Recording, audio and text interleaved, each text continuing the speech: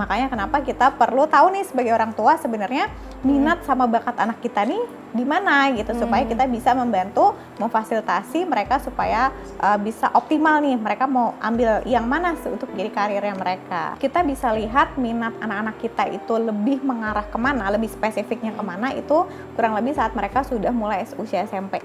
Lesnya juga jangan setiap hari ya. Iya benar. Kasihan nanti anaknya capek, yang ada bukan yang nggak mau mengasah potensi atau bakatnya anak, malah yang Malah ada karena kecapean. kecapean jadinya nggak mau les gitu.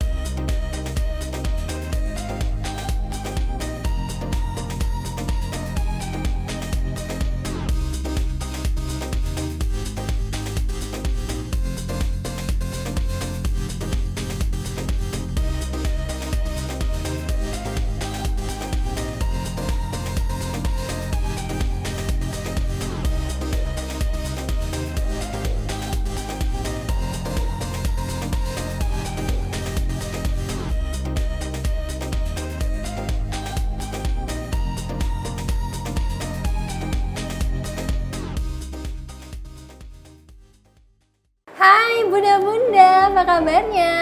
Semoga sehat selalu ya. Senang sekali saya Zahra Masif dapat menjumpai bunda-bunda di rumah yang pastinya di program kesayangan kita. Apalagi kalau bukan persembahan untuk bunda, bunda cerdas keluarga bahagia yang pastinya hanya di Mata Millennials Indonesia TV, matanya Indonesia. Dan pastinya selama 30 menit ke depan pastinya kami akan menyajikan informasi yang hangat, yang menarik disertai dengan narasumber yang pastinya inspiratif.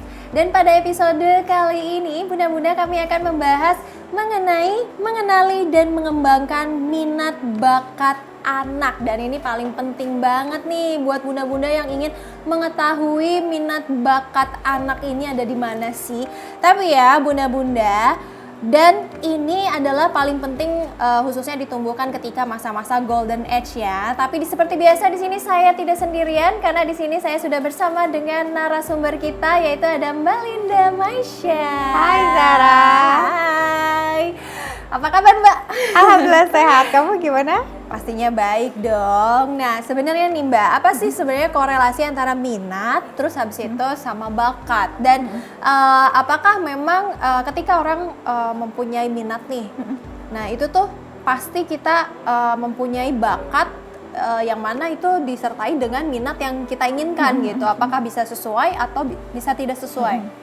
Iya, ini sesuatu yang sangat populer sekali ya di kalangan para orang tua ya, minat bakat anak gitu.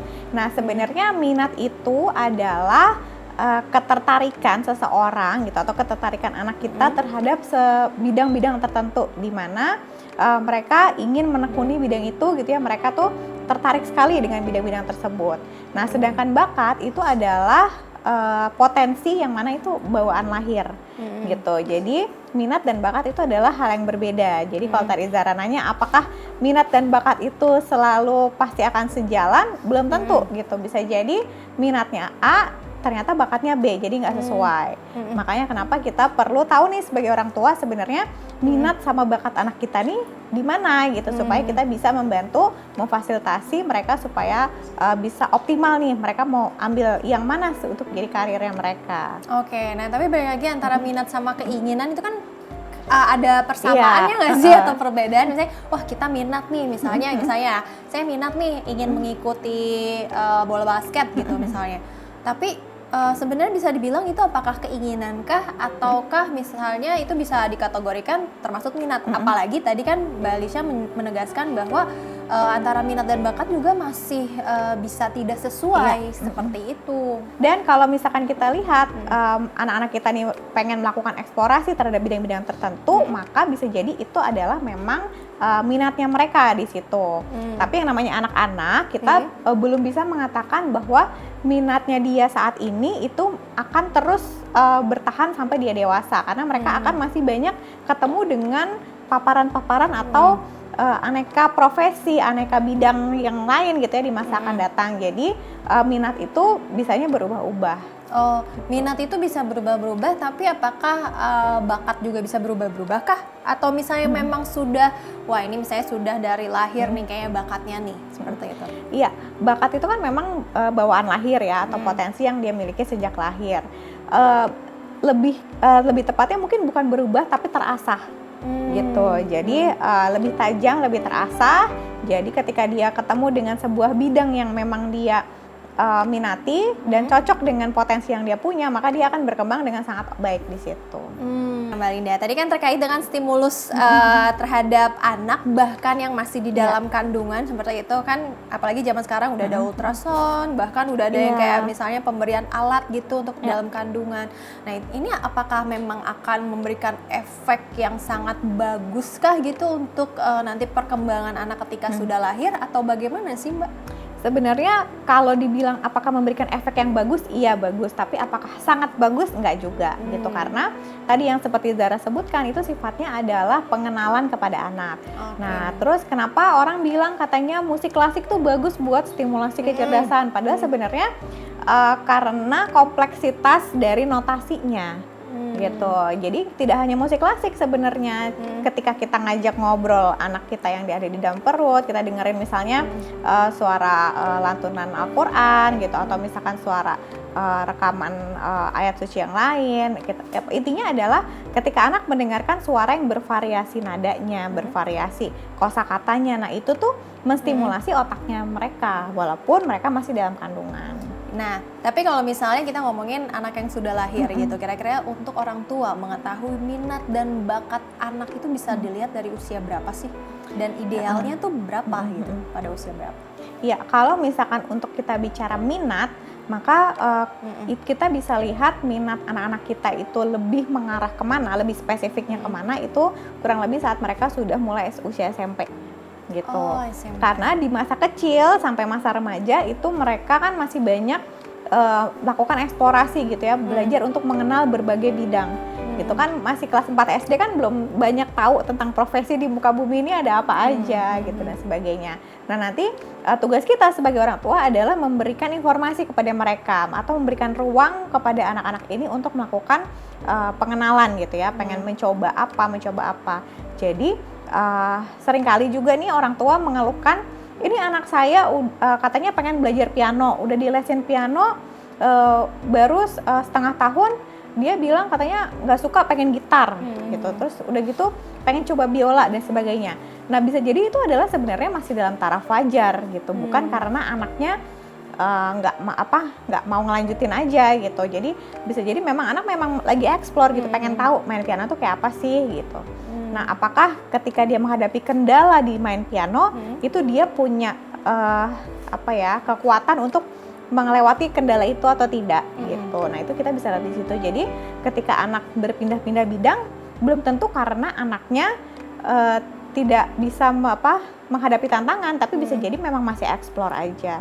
Jadi, lebih optimalnya kita sebagai orang tua kasih ruang buat mereka mengenal banyak hal. Nanti kita lihat nih di masa-masa mereka masuk usia remaja akan lebih spesifik kemana gitu. Dan yang paling penting otomatis bunda-bunda juga harus berkomunikasi nih sama anaknya. Apalagi kan tadi Mbak Linda bilang misalnya ketika masa SMP berarti kan dimulai dari usia sekitar 13 sampai 14 tahun, itu bunda-bunda bisa melakukan pertanyaan, misalnya seperti kamu senangnya main apa sih, atau misalnya olahraganya kamu olahraga sukanya suka apa, betul. Olahraganya seperti itu ya, biar bunda-bunda jadi makin spesifik. Oh kayaknya anak saya nih minatnya misalnya dalam bidang non akademik atau akademik seperti itu.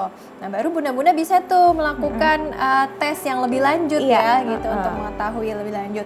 Nah tapi sebenarnya kalau misalnya kita ngomongin tes minat bakat itu, apakah memang itu tuh sangat besar ya? Maksudnya kayak misalnya udah pasti nih, oh berarti anak ini misalnya potensinya di bidang A, di bidang B. Itu memang secara risetnya seperti itu Mbak, atau bagaimana? Iya, jadi kalau minat kan nanti akan ada pengelompokan gitu ya. Jadi area minat dia itu sebenarnya ke area yang mana. Nah nanti baru deh kita akan ada sesi konseling hasil gitu ya. Terus kita ajak ngobrol anaknya. Misalnya nih ternyata minatnya si anak yang A nih minatnya ternyata di bidang otomotif gitu ya. Terus ternyata bakatnya dia itu adalah yang sifatnya mekanik gitu ya, bakatnya itu ya lebih ke fisika gitu ya, pokoknya sifatnya mekanik lah, ilmu mekanik.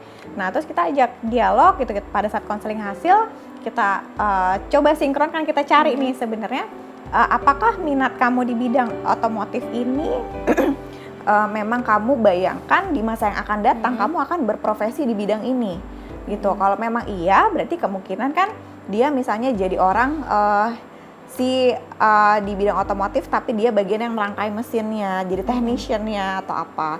Atau misalnya ternyata dia memang minatnya di otomotif tapi bakatnya dia tidak di area teknikal gitu. Jadi bisa jadi otomotif ini hanya sebagai hobinya saja. Jadi misalnya profesinya dia jadi akuntan gitu ya di masa yang akan datang, tapi dia punya hobi main go-kart gitu ya. Jadi hobinya tetap di otomotif gitu.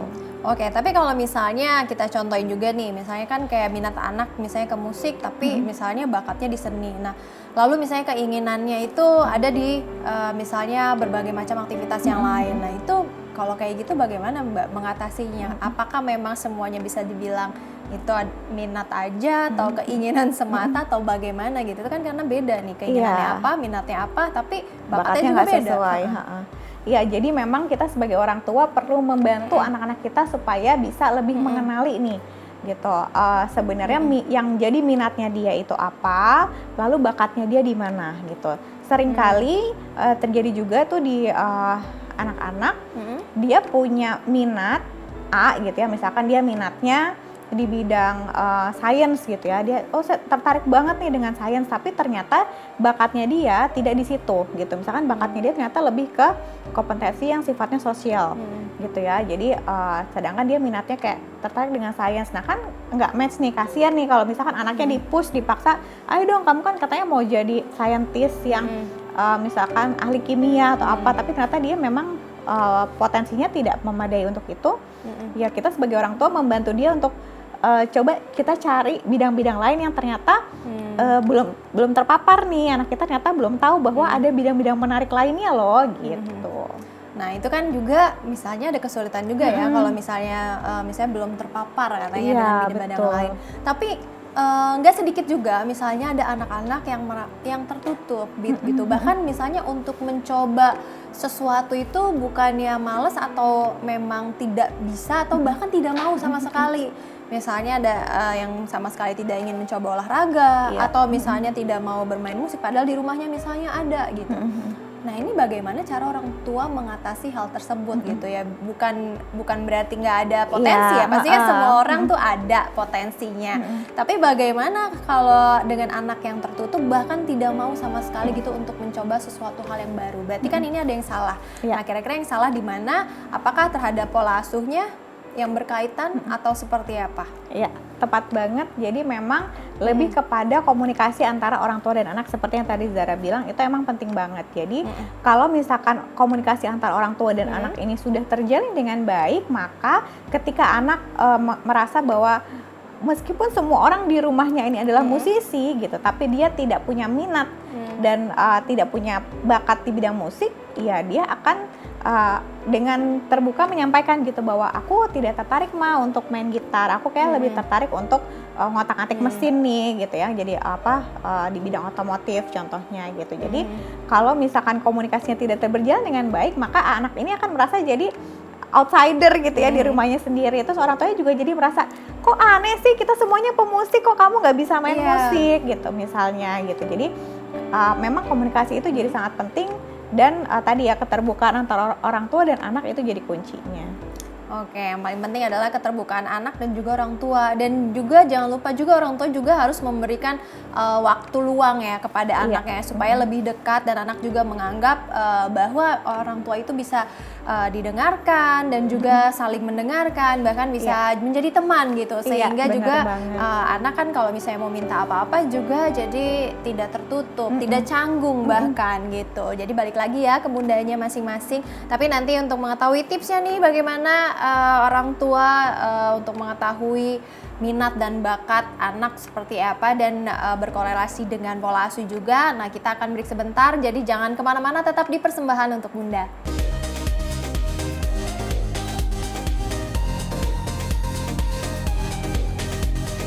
Terima kasih Bunda-Bunda masih setia di Persembahan untuk Bunda dan masih bersama saya Zahra Masid dan juga Linda Maisha. Iya Mbak Linda, ini kan berarti kan amat sangat penting banget ya untuk orang tua juga bisa tahu bagaimana minat dan juga bakat bagi anak. Dan jangan lupa juga untuk ya itu tetap berkomunikasi yang baik gitu, dan anggaplah anak itu sebagai teman kita, anak kita gitu, dan juga bahkan misalnya bisa diajak bermain juga, permainan interaktif biar bisa lebih tahu juga kan untuk menggali potensinya anak nih sukanya apa gitu.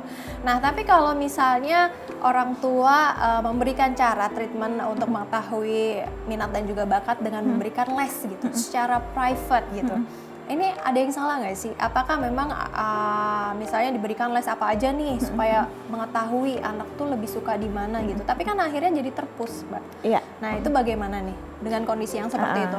Ya sebenarnya kalau kita mau memfasilitasi anak kita dengan les berbagai hal itu nggak apa-apa, boleh banget gitu ya. Itu salah satu bentuk dukungan kita buat anak-anak.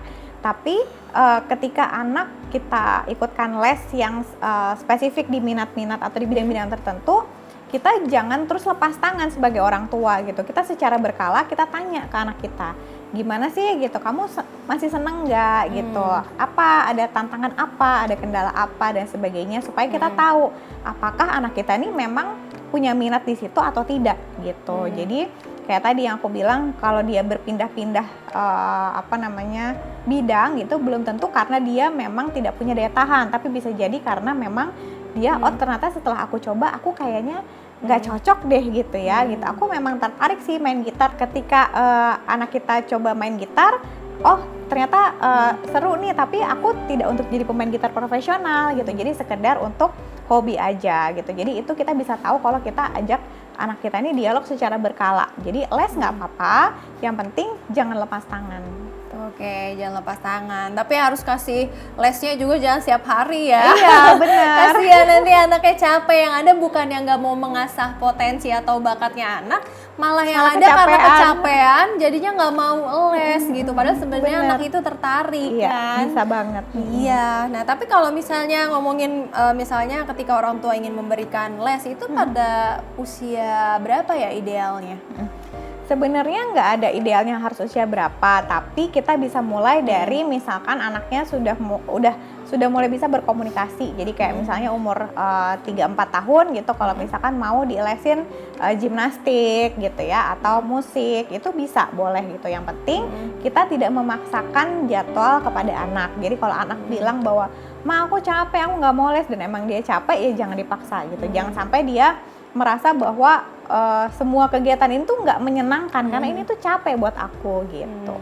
Tapi kalau misalnya dalam pemberian les private atau misalnya diberikan training atau gurunya datang ke rumah, selain itu misalnya kan ada juga yang misalnya dikursusin ke suatu tempat kayak gitu, itu pengaruhnya seberapa besar sih untuk menggali potensi bakat anak-anak ini? Sebenarnya lebih kepada itu memfasilitasi anak-anak untuk bisa eksplor lebih jauh gitu. Dan sekali lagi les-les yang ada sekarang itu kan jumlahnya tidak banyak ya. Apa sih les musik, les robotik gitu kan, olahraga gitu. Sedangkan profesi di dunia ini tuh banyak sekali gitu. Jadi kita sebagai orang tua jangan terpaku pada kelompok-kelompok mainstream yang sudah ada sekarang ini. Boleh banget dicoba, boleh gitu, tapi jangan membatasi anak kita pada bidang-bidang itu saja. Karena di masa yang akan datang, bidang-bidang profesi itu akan berkembang jauh lebih banyak daripada yang sekarang. Jadi kalau misalkan anak-anak kita sudah mulai usia-usia SMP, coba kita ajak explore itu bidang-bidang profesi atau jurusan-jurusan kuliah yang ada di universitas. Jadi mereka dari sejak SMP itu sudah lebih bisa mengarahkan dirinya gitu. Ternyata saya kayaknya tertarik untuk bidang apa, misalnya tadi otomotif gitu ya. Oke, maka kalau untuk jadi seorang technician profesional, saya harus sekolahnya bagaimana nih gitu. Jadi kita bisa tarik mundur persiapannya lebih jauh. Seperti itu. Nah, tapi kalau misalnya kalau misalnya kita ngomongin tahapan, khususnya tahapan bagi orang tua, misalnya dalam mengembangkan minat bakat anak itu dimulai misalnya dari kecil tuh harus apa, kemudian beranjak dewasa itu harus bagaimana gitu. Karena kan jangan juga yang ada nanti salah gitu pemberian les atau private gitu dan segala macam. Itu kan juga termasuk cara dari orang tua ya. Tapi kalau misalnya dari psikologi sendiri itu bagaimana sih yang tepat gitu? Yang tepat ya ini menarik banget karena sangat tricky ya gitu. Betul. Karena setiap orang tua pasti pengen memberikan yang terbaik buat anaknya gitu sedini mungkin. Tapi jangan sampai lupa bahwa anak-anak kita ini di setiap usianya itu ada tugas perkembangan atau ada tahap perkembangan yang perlu mereka lewati. Jadi kita sebagai orang tua perlu berfokus yang pertama pada itu dulu gitu. Jadi kayak misalnya anaknya umur sekitar 3-4 tahun, komunikasinya sudah bagus belum? Gitu. Coba cek dulu gitu. Kita fokus pada tahap perkembangan awalnya dulu. Nah, nanti kalau misalkan kebutuhan perkembangannya sudah terpenuhi, maka dia akan bisa melakukan eksplorasi ke bidang-bidang yang lain. Nah, jadi jangan sampai kita melupakan tadi ya social skill gitu ya, kemampuan komunikasi, kemandirian gitu, dan kita lebih pada menekankan kepada bidang spesifik yang kita pengen ajarkan kepada anak kita. Jadi jangan sampai justru tahap perkembangan kebutuhan dasarnya anak ini malah jadi terabaikan. Jadi yang itu sih sebenarnya yang paling penting. Oke, jangan sampai terabaikan. Nah, tapi kalau misalnya kita ngomongin misalnya dalam menggali potensi itu kan berhubungan juga nih sama IQ ataupun EQ ya. Nah, terus dibandingkan dengan yang anak-anak yang diberikan les private atau kursus oleh orang tuanya dengan anak-anak yang sekarang kan dia bisa menggali potensi itu dengan belajar sendiri atau istilahnya otodidak gitu. Nah, sebenarnya seberapa cepat sih misalnya anak itu dalam proses pengembangan diri sehingga dia mempunyai suatu bakat? Apakah misalnya lebih besar ketika anak ini dimasukkan les atau memang misalnya ketika dia belajar otodidak gitu? Sebenarnya yang membuat kemampuannya terasah itu bukan apakah dia les atau otodidak, tapi seberapa konsisten gitu. Jadi mau lewat dengan cara les atau dia otodidak belajar cari sendiri di internet terus latihan sendiri, itu sama aja gitu, nggak masalah caranya bagaimana, yang penting adalah konsistensinya. Itu yang membuat mereka jadi lebih terasah. Oke, nah tapi kalau misalnya gimana sih Mbak Linda, sebuah minat dan bakat itu bisa muncul nih dalam diri anak? Apakah karena anak ini misalnya kita ngeliat, oh dia lagi main masak-masakan nih, oh berarti dia pasti nih jadi chef gitu nih. Ya. Terkadang kan orang tua seperti itu ya, makanya akhirnya sama orang tua, ayo bantuin ibu, misalnya bantuin mama masak di dapur. Apakah terlihat dari seperti itu atau dari mana nih untuk mendeteksi bahwa anak kita ini mempunyai suatu bakat dan minat dan bukan cuman keinginan doang ya, atau misalnya ya saya mau ini cuman iseng doang gitu, mau melakukan ini cuman iseng, tapi ternyata memang dia bener nih dia punya bakat gitu tanpa sebelum tes ya. Iya, sebenarnya tes itu nggak wajib, nggak harus gitu. Kita sebagai orang tua juga bisa kok deteksi di rumah gitu. Nah, kalau yang tadi kayak yang Zara ceritain itu emang sering banget ya terjadi gitu. Ini anak saya seneng banget main masak-masakan, kayak dia nanti mau jadi chef gitu. Padahal kenapa dia main masak-masakan? Karena itu yang ada dan itu menarik buat dia gitu, sebatas itu. Nah, gimana cara kita bedain apakah dia memang sekedar lagi explore atau memang dia punya minat? Nah, nanti ketika dia sudah mulai usia pra-remaja atau masuk usia remaja, apakah dia masih akan konsisten untuk cari tahu, dia konsisten untuk latihan, untuk memperdalam bidang itu atau tidak gitu. Kalau memang iya, berarti memang dia punya minat di situ gitu. Kalau misalkan sekedar dia waktu kecil suka main masak-masakan tapi pas gedenya udah enggak, ya berarti memang dia tidak punya minat di bidang kuliner. Berarti yang dilihat dari konsistensi ya bunda-bunda di rumah. Nah, kalau dari kecil anak yang misalnya suka main basket, mungkin pas besarnya juga dia masih suka, ya mungkin bunda nggak ada salahnya juga untuk memberikan les private gitu supaya misalnya menjadi atlet, mungkin bisa jadi gitu. Karena kan pelatnas apalagi ya. Sekarang kan bisa ya, maksudnya kita jalur non akademik ya untuk ikut misalnya masuk tes kuliah atau misalnya masuk tes SMA gitu, itu bisa dari tes non akademik. Nah, tapi ini yang terakhir nih, jika minat dan bakat anak tidak sesuai nih dengan ekspektasi orang tua, terkadang kan itu ada bentrok ya antara orang tua juga sama anak. Orang tua pengennya anaknya itu misalnya jadi dokter, jadi pianis, padahal sebenarnya bakat anak nggak di situ. Nah, apa hal yang harus dilakukan khususnya buat orang tua nih untuk tidak mempunyai egoisme juga gitu?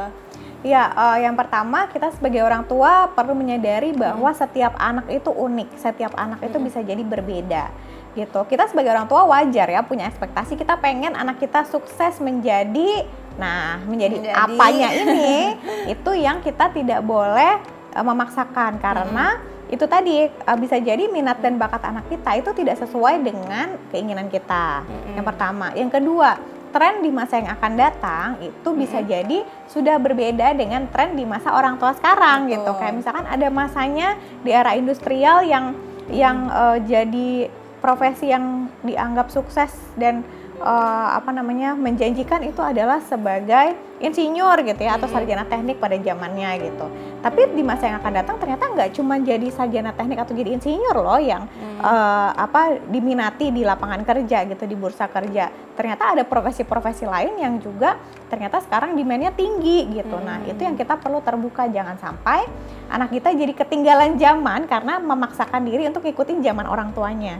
Gitu. Mereka akan hidup di zamannya mereka sendiri. Betul. Itu yang perlu kita sadari sebagai orang tua. Iya. Dan yang paling penting bidang profesi itu banyak, mau akademik, apalagi semakin berkembangnya zaman ya, bunda-bunda itu semakin bisa banyak dieksplorasi oleh anak gitu. Apalagi anak-anak zaman now ya, generasi Z yang zaman sekarang tuh pasti makin banyak bisa bereksplor seputar minat ataupun bakat. Dan jangan lupa juga buat orang tua juga harus memberikan pola asuh yang tepat, khususnya dalam menggali potensi anak itu sukanya di mana sih, minatnya di mana sih, dan kemudian bakat dia apa sih. Karena jangan sampai memaksakan, karena sesuatu yang dipaksakan itu sangatlah tidak baik. Nah, tapi Mbak Linda, kita ternyata udah di akhir acara. Nggak terasa ya?